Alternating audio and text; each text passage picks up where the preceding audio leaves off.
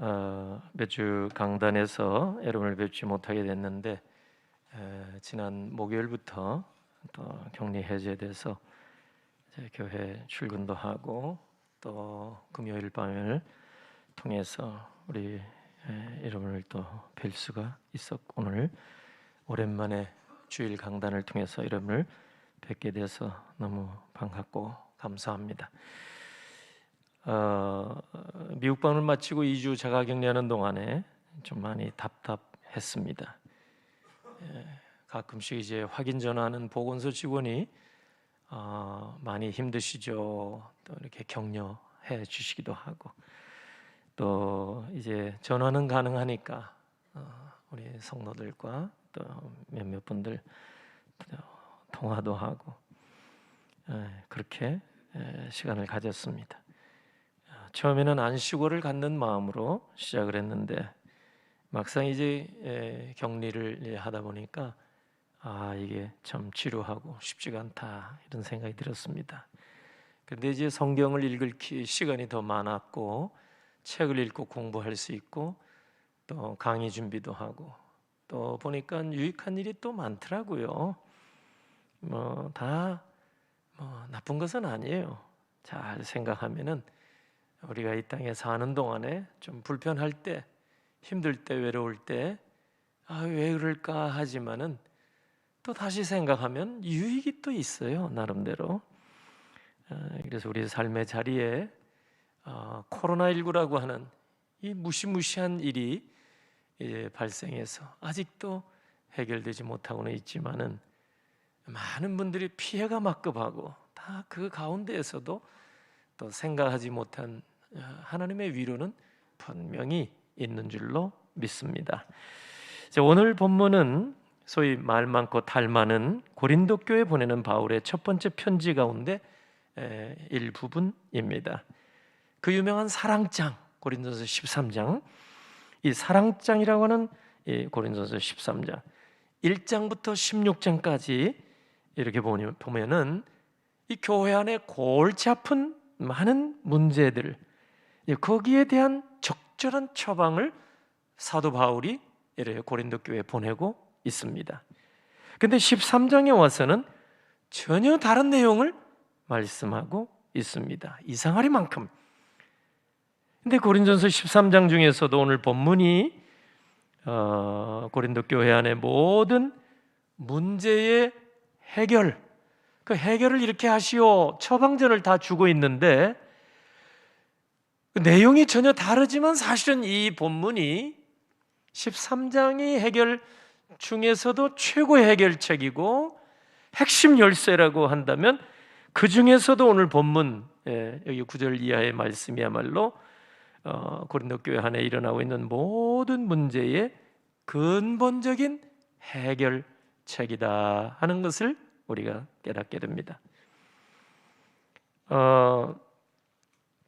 근데 그 여러 가지 그 1장부터 16장까지 고린도 교회가 직면한 많은 문제마다 사도 바울이 이렇게 해결하십시오, 이렇게 해결하십시오 하고 있는데 그 모든 처방전보다 먼저 생각하고 기억해야 할 일이 있는데 그게 뭐냐 하면은 오늘 여기 본문 9절 또 12절도 나와 있습니다만은 그것은 우리가 지금 이 땅에 예수 그리스도의 초림과 예수 그리스도의 재림 사이에 살고 있는 우리는 2000년 전에도 재림을 기다렸어요, 바울이. 오늘 또 우리가 재림을 기다립니다. 그러니까 시간은 2000년의 갭이 있을지라도 내용상으로 보면 항상 우리도 마찬가지예요. 긴장 가운데 사는 거예요. 언제 어느 때 주님이 다시 오실지 모르니까 이 가운데 있는 우리가 먼저 전제해야 할 게 있는데 그게 뭐냐?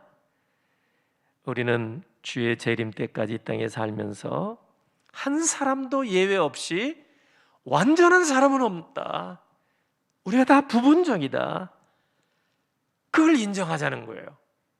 그러니까 바울이 고린도 교회 안에 있는 모든 다툼과 분쟁과 시끌시끌한 모든 문제, 핵심 요인을 짚어서 해결하고 있지만 그 핵심 문제 요인 중에 요인이 뭐냐 하면은 바로 이것이다, 이거예요. 그 얘기를 우리가 여기서 놓쳐서는 안 됩니다. 그런데 그 얘기를 하면서 먼저 전제할 게 하나 있는데 그게 뭐냐? 우리가 부분적이라는 거예요. 9절에 분명히 얘기하죠. 우리가 아는 것도 부분적이란 말이에요.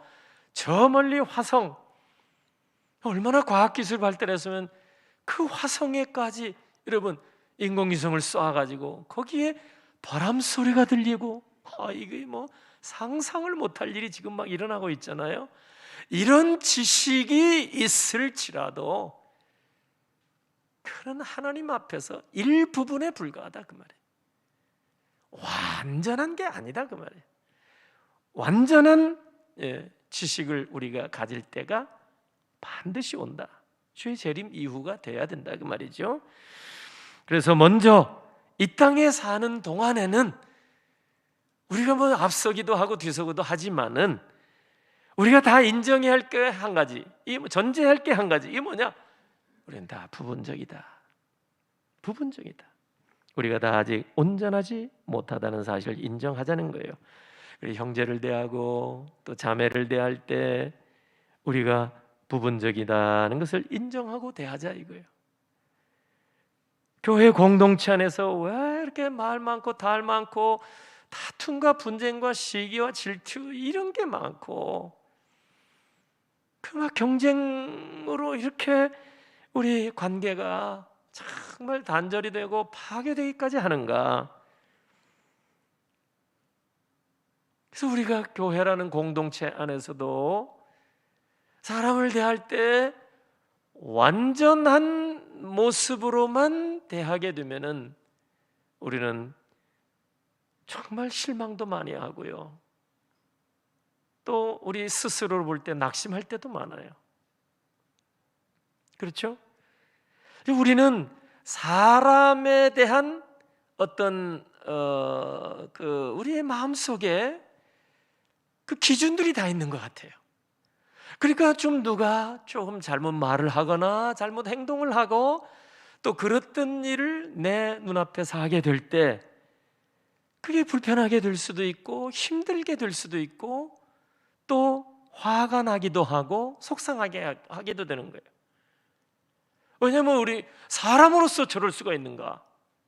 그게 뭐냐면 각자 나름대로 우리 사람됨의 기준이 다 있다는 얘기예요. 성도의 기준이 있고 목사의 기준이 있고 우리 교회 안에 직분자의 기준이 있고, 근데 왜 그렇게 직분의 기준에 미치지 못하냐 말이에요. 그래서 우리가 볼 때 속상하기도 하고 실망스럽기도 하고 나 자신을 볼 때는 낙심하기도 하는 겁니다. 근데 바울의 얘기를 보니까 우리는 아직 미완성 작품이고 아직은 완성을 향해서 정말 만들어져 가고 있고 세워져 가고 있는 단계, 과정 중에 있다. 이것을 먼저 전제하자 이거예요. 매우 중요한 얘기를 지금 하고 있어요. 여러분 공사 현장에 가면 팻말이 붙어 있어요. 공사 중. 왜 공사 중이라는 팻말을 붙입니까? 여기서 무슨 일이 일어날지 몰라요. 항상 위험이 도사리고 있어요. 이 공사 현장에는 먼지도 많아요. 기계 소리 요란해요. 시끄러운 소리도 많아요. 그리고 말도 많고 시비도 많아요. 때로는 다치는 일도 일어날 수 있습니다. 그게 공사 현장이에요. 어찌 보면 영적으로 우리가 완성을 향해서 이게 지금 만들어져 가고 있는 과정 중에 있기 때문에 어찌 보면 지금 공사 중이다 그렇게 말할 수가 있는 겁니다. 그러니까 우리가 다 이와 같이 아직은 완성의 단계까지 가 있지 않기 때문에 우리가 사람에 대해서 우리 인간관계를 가지고 이렇게 살아갈 때 여러분 그렇게 서로 막 분쟁하고 다투고 갈라지고 이렇게 싸우고 낙심하고 실망하고 이런 일이 좀 줄어들 수가 있지 않겠나, 이런 말씀입니다. 그리고 나서 바울이 본문에서 고린도 교회를 향해서 가장 핵심 중에 핵심적인 메시지를 전하는 말씀이 나오는데 그게 11절입니다. 11절을 한번 같이 저하고 여러분하고 읽겠습니다. 11절, 내가 어렸을 때에는 말하는 것이 어린아이 같고 깨닫는 것이 어린아이 같고 생각하는 것이 어린아이와 같다가 장성한 사람이 되어서는 어린아이의 일을 버렸노라. 아멘. 우리가 믿음, 소망, 사랑을 가지고 살기 때문에 우리가 어린아이의 일을 버려야 된다. 바울이 지금 여기서 고린도 교회를 향해서 그렇게 말씀하고 있어요. 언제까지 어린아이의 일, 어린아이라는 말은 좋은 뜻에서 쓰기도 해요. 순수하다는 측면에서. 근데 이걸 본문에서는 좀 부정적인 측면이에요. 아직 미성숙하다, 그 얘기예요. 언제까지 이런 모습을 우리가 버리지 못하고 가지고 있어야 되겠는가? 지금 말씀을 받은 때가 언젠데? 예? 그 히브리서 5장 12절 보면은 때가 오래되었으므로 너희가 마땅히 선생이 되었을 터인데 너희가 다시 하나님의 말씀의 초보에 대하여 누구에게서 가르침을 받아야 할 처지이니 단단한 음식은 못 먹고 젖이나 먹어야 할 자가 되었도다. 13절, 이는 젖을 먹는 자마다 어린아이니. 어린아이라고 거기도 얘기했어요, 히브리서 기자도. 그러니까 오늘 바울이 고린도 교회 성도들을 볼 때 정말 그 어린애의 모습 아직도 보이고 있다, 이렇게 이제 진단을 하고 있는 겁니다. 그래서 바울은 고린도 교회를 향해서 나는 이미 어린아이의 일을 다 버렸습니다. 바라기는 고린도 교회 성도 여러분들께서도 그렇게 좀 살기를 원합니다, 이런 뜻이 여기에 담겨져 있어요. 오늘 한국 교회 가운데 많은 다툼, 분열, 분쟁, 이 아직도 계속 진행형입니다. 우리가 이웃하고 사는 사람들과도 부딪히는 일이 허다한 거예요. 아직도. 불과 한두 세대 전까지만 해도요, 사실은 우리 사회가 대문을 열어놓고 살았단 말이에요. 이웃과 정겹게 살았습니다. 아파트가 많이 세워지고 아파트 생활을 하고 나서도 처음에는 이사가면 떡도 돌리고 다 그랬습니다. 불과 얼마 전까지만 해도 정말 대문 열어놓고 산 것처럼 이웃과 정겹게 살았단 말이에요. 그것이 우리에게 미덕이고 자랑이었습니다. 지금 어떠세요? 층간소음 조금만 불편해도 가만히 있지 않아요. 차 타고 가다 운전 방해했다 막 내려서 막 도끼 들고 막 쫓아가고. 세상에, 그게 우리나라입니다. 동방예의지 국가라고 했던 주차 분쟁, 누가 여기다 이 차를 세우고 이따위로 세우고 견디지 못하는 거예요. 이웃지간에도요, 양보가 없어요. 배려가 없어요. 더 이상 이웃 사촌이라는 말은 이제 찾아볼 수 없게 됐습니다. 누가 그런 얘기 하나요? 관계는 갈수록 파괴되고 공동체마다 정말 상처뿐인 영광이라고 말하기조차 말할 수밖에 없는 그런 상황입니다. 근데 우리가 이걸 잘 봐야 돼요. 이런 모습은요, 성령이 떠난 사람들에게 나타나는 현상입니다. 제가 좀 과장하자면 이런 모습은 지옥의 모습이에요. 근데 우리 사회가 이런 모습으로 지금 치달아가고 있다는 거예요. 얼마나 이게 심각한 문제입니까? 그것이 교회 공동체 안에서도, 고린도 교회 안에서도 이런 다툼과 분쟁과 시기, 질투와 싸움이 일어나고 있다고 하는 거예요.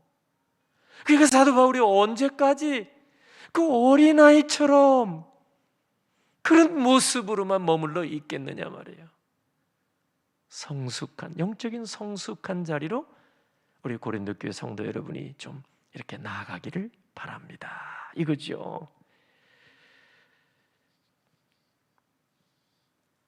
여러분, 우리는 지금 생각할 때 믿음 생활, 신앙 생활, 참 성도의 교제라는 것도요, 아유 내가 지금 먹고 살기 힘드니까 아유 주님도 눈 감아 주시겠지, 나름대로 이런 생각들이 좀 없잖아 있는 것 같아요. 우리 속에 코로나 사태 장기화로 하나님도 뭐라고 하시겠나, 아니 물어보지도 않았는데 하여튼 혼자 이제 이런 생각이 들기도 해요. 근데 그러면서 믿음 생활을 만약에 우리가 나태하게 한다면 결국 내가 손해를 보는 거예요. 아니 지금 세상이 이러니까, 다른 사람이 이러니까, 다른 믿는 사람이 이러니까 이렇게 생각하다 결국은 내가 손해 보는 거예요. 믿음의 길에 내가 여러분 이탈될 가능성까지 있는 거예요 지금. 근데 이걸 코로나 때문에 이게 묻혀서 이게 안 보이는 거예요. 지금 살기가 힘들다는 것 때문에 이게 안 보이는 거예요. 내 영적인 현주소가 안 보이는 거예요. 제가 한 2주 정도 이렇게 정말 혼자 이렇게 참 묵상할 때가 참 많아요. 그래서 많은 생각이 들더라고요. 오늘의 영적인 현주소에 대해서. 여러분, 믿음은요 환난 날에 성장하는 법입니다. 믿습니까? 환난 날에 성장하는 거예요. 믿음은 불같은 시험 속에서 더 견고해지는 법입니다. 믿음은 고난 속에서 더 강하게 되는 법입니다. 찬송가 아까 450장 3절에 불같은 시험 많으나 겁내지 마시다. 겁내지 맙시다. 불같은 시험.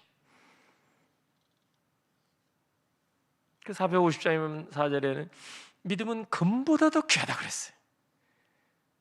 몇 번 말씀드린 대로 금은요 망치로 두들길수록 이게 찢어지거나 파괴되지 않아요.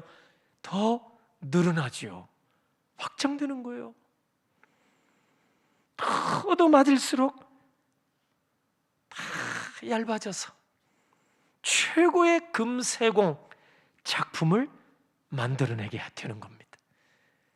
화려한 금관, 그 종이짝같이 얇게 만든 그 잎사귀처럼, 바람에 나는 잎사귀처럼 그렇게 금세공을 할 수 있게 되는 거예요. 금덩어리 가지고 어떻게 여기 금덩어리 귀에다 매달면 다 찢어지죠. 이게 얇게 망치로 두드릴 세공업자가 두드릴수록 이게 파괴되거나 찢어지지 않아요. 믿음은 금과 같이, 그런데 그 찬송가는 금보다 귀하다. 이 베드로 사도가 얘기한 거예요. 그 믿음이라는 게 두드려 맞을수록 더 아름다운 모습으로 재탄생하게 될 수 있다는 거예요. 그게 믿음인데, 오늘 우리가 어려운 시대니까, 고난의 때니까, 힘든 때니까 아유 주님도 이해하시겠죠. 그건 내 생각입니다. 절대로 성경은 그렇게 말하지 않아요. 우리 믿음의 선진들은 정말 환난의 때 믿음의 순수성을 끝까지 지켰습니다. 순교의 자리까지 불사하면서. 고린도 교회 그런데 보니까, 사도 바울이 보니까 세 부류가 있다는 거예요. 그게 고린도서에 나와요. 고린도전서에 2장 14절 보면은 육신에 속한 자가 있도다. 이거는 불신자와 마찬가지. 꼭 교회 안에 들어왔지만 불신자예요. 불신자, 거듭나지 못한 사람이에요. 자연인 그대로예요. 그런 사람도 있다고 그랬어요. 근데 고린도전서 2장 15절은 완전 반대. 신령한 자, 이런 사람은 성령으로 거듭나서 은혜에 충만한 사람. 세 번째 부류, 고린도전서 3장 1절로 3절. 육신에 속한 사람, 이런 사람은 믿음으로 거듭나긴 했어요.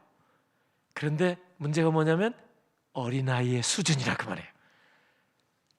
도의 초보에 있는 자, 유치한 자, 그런 뜻입니다. 그러니까 고린도 교회 안에 세 부류의 사람이 있는데, 문제는 고린도 교회 성도들의 수준이 아직 이렇게 신령한 단계, 영적으로 성숙한 단계에 올라가지 못하고 육신에 속한 자와 같이 바울의 설명대로 어린아이의 모습을 아직도 버리지 못하고 있는 성도들이 많이 있었다는 얘기입니다. 그래서 고린도전서 3장 1절 보니까 형제들아 내가 신령한 자들을 대함과 같이 너희에게 말할 수 없어서 육신에 속한 자 곧 그리스도 안에서 어린아이들을 대함과 같이 하노라. 그래서 사도 바울이 여기서 이제 하는 얘기가, 본격적으로 하는 얘기가 뭐예요? 핵심 메시지가 뭐예요? 나는 이미 어린아이의 일을 버렸습니다. 여러분들도 어린아이의 일을 다 버리시기를 바랍니다. 이거예요. 바울은 에베소 교회를 향해서 예전에 마귀의 일을 따르던 때 구습을 버리십시오 이렇게 권면했단 말이에요. 에베소 4장 22절 이하에 보니까 구습을 따르는 옛사람을 벗어버리고 심령이 새롭게 되어서 새 사람을 입으라 이렇게 말씀하고 나서 에베소 4장 25절에 가서는 그런즉 거짓을 버리고 각각 그 이웃과 더불어 참된 것을 말하라. 에베소 교회를 향해서는 그렇게 얘기를 했어요. 거짓을 버리고. 이게 어린아이의 특징적인 모습입니다. 알고 보면 어린아이 때 기억을 여러분 해보세요. 이 거짓말하는 게 이게 나쁜지 좋은지 개념이 별로 없어요. 그리고 부모님에게 매맞지 않기 위해서, 빨리 회피하기 위해서, 혼나지 않으려고 거짓말을 심심치 않게 합니다. 뭐 저도 마찬가지고요. 더 옛날 생각해 보니까 하루는 어머님께 영어 사전 사야 된다고 돈 주세요. 돈 받은 거예요. 그래서 한 달쯤 지나서 까막눈인 어머님께 딕셔너리 사야 됩니다. 돈 주세요. 그 말이 그 말이거든요. 근데 뭐 그 잘 못 알아들으시니까 한 달 지나가지고 딕셔너리 사야 되니까 돈 주세요. 또 돈 받아먹고. 제가 꼭 그렇게 했다는 얘기가 아니고 그런 이야기들이 많이 있잖아요. 예? 어릴 때 얘기예요. 어릴 때. 또 부모님이 그걸 알아들으신다고 해도 알면서도 이렇게 부모님이 주시는 거예요. 그러니까 어린아이 때는 이게 거짓말이 나쁜지 좋은지도 뭐 생각하지도 아니하고 막 하는 거예요. 그게 어린아이의 모습이에요. 여러분 그 심리학 용어 가운데 성인 아이라는 말이 있습니다. 성인 아이. 어렸을 때 부모로부터 학대를 받았다든지 가정 불화 그런 분위기였다든지 매일 밥상이 막 엎어지고 막 이래요. 막 집에 뭐 이렇게 가구들 막 깨지고 막 이런 분위기.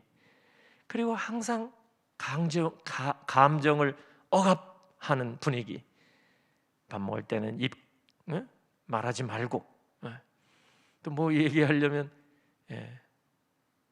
뭐 하여튼 그런 억압을 당하는 환경.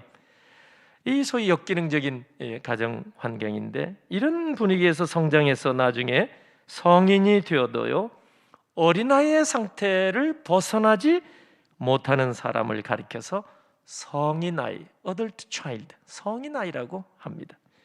근데 성인아이의 특징이 뭐냐 그러면 항상 다른 사람의 칭찬을 받아야 내가 사는 거예요.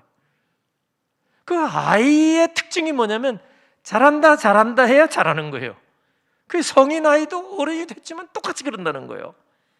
타인 의지하게 되고 그리고 상처 받기 쉽고 또 외톨이 성향이 있고 감정 기복이 심하고 습관적으로 거짓말을 하고 어른이 됐는데 습관적으로 그리고 감정 표현이 서툴고 또 이래 뭐 희노애락이 감정 통제가 잘 안 돼요. 이게 서투는 거예요. 그게 성인 아이의 특징이라고 합니다. 근데 사도 바울이 지금 볼 때 2000년 전에 이런 용어가 없어요. 근데 고린도 교회 성도들이 마치 성인 아이처럼 그래 보이는 것 같아요. 그러니까 어린아이의 일을 버리십시오. 이거 권면하는 거예요. 제자들도 보니까 제가 지금 고린도 교회도 지금 마찬가지예요. 1장에서 보면 나는 바울파야.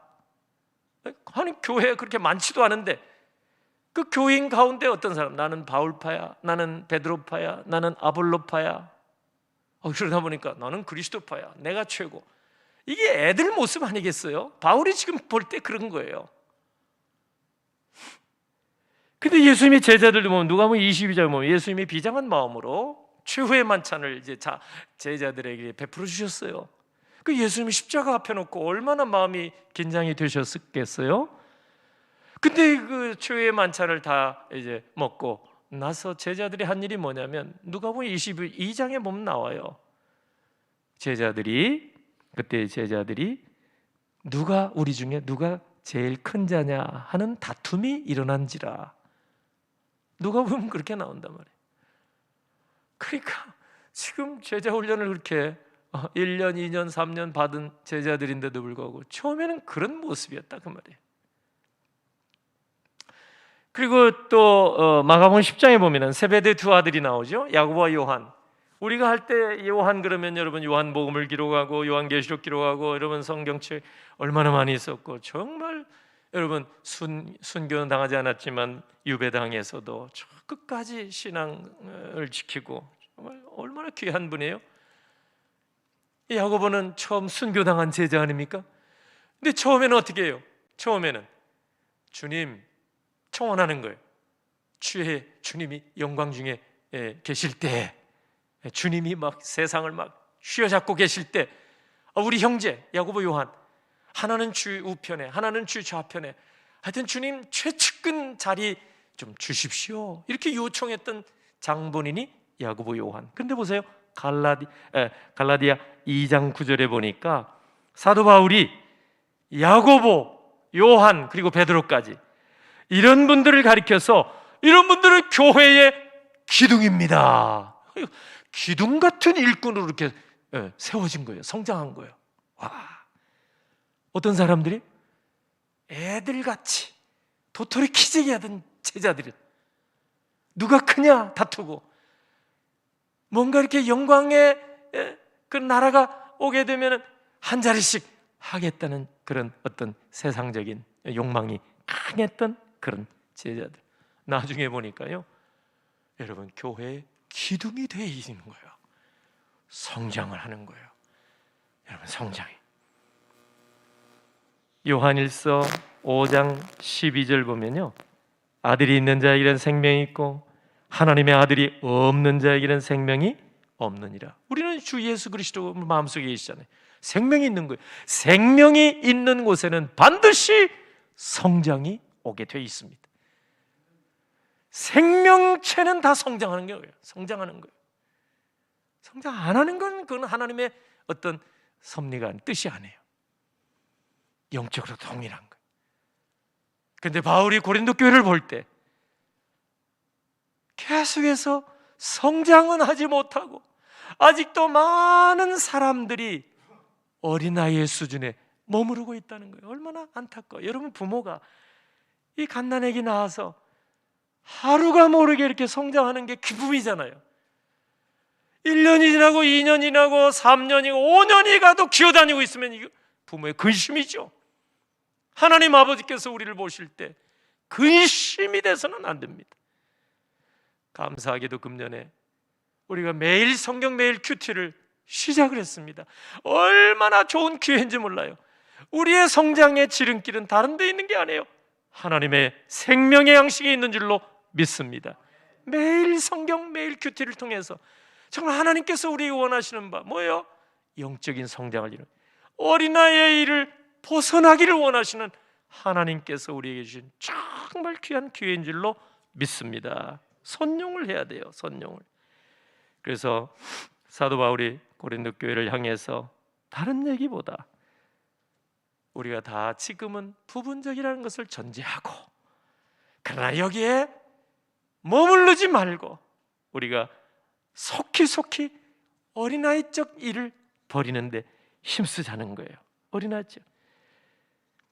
그래서 이제는 우리가 다 예전에 좋아하던 그런 구습들 하나하나 떼내버리고 우리 주님 예수 그리스도를 뜨겁게 사랑하는 역사가 말씀 운동을 통해서 우리 공동체, 우리 가운데 일어나기를 주의 이름으로 축원합니다.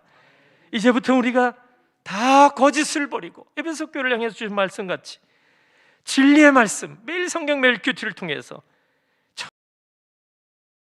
가 일어나게 되기를 바랍니다. 그래서 이제부터 우리가 다 어린 아이적의 일을 버리고 그리스도 안에서 이제는 장성한 자의 삶을 살아가도록 힘쓰는 우리 비전 가족 여러분 다 되시기를 우리 주 예수 그리스도의 이름으로 축복합니다. 아멘. 기도하겠습니다.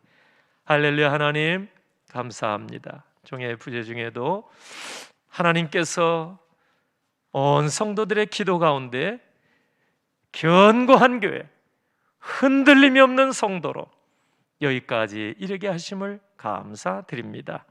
오늘 주신 말씀 신비에 잘 기록하게 하시고 하나님 이 땅에 사는 동안 우리가 서로 대할 때 완전체가 아닌 부분적이라는 사실을 늘 기억하게 하셔서 우리 형제의 부족함과 연약함을 긍휼히 여길 줄 아는 그런 은혜를 입혀주시고 우리 스스로를 하나님 앞에서 더 낮춰서 언제나 생명의 양식으로 풍족함을 입고 구습을 버리며 어린아이의 적일 일을 버려가는 하나님의 신실한 백성들이 다 되게 하옵소서. 이 시간 준비한 이 예물 주님 앞에 드리기를 원합니다. 하나님 임용시험도 합격하고 이제 교사로 부임케 되어서 감사하여 강단꽃을 올립니다. 사랑하는 아들 제대 감사해서 강단호나 올립니다. 우리 하나님 평생에 감사가 넘치는 귀한 손길들이 다 되게 하시옵소서. 또 다음 세대를 위해서 건축 예물 하나님 앞에 올립니다. 아름답게 쓰임받게 하시고 약속 맺고 올리는 11조와 구별된 모든 감사 예물들, 정한 예물들 우리 하나님 앞에 올릴 때 아름다운 향기로운 제물 되게 하시고 우리 하나님께서 예비하신 더 풍성한 은혜와 복으로 손길들 위에 허락해 주시옵소서. 우리의 약함도 하나님 체휼해 주시고 부족함도 채워 주시기를 원하옵고 예수 그리스도의 이름으로 기도하옵나이다. 아멘.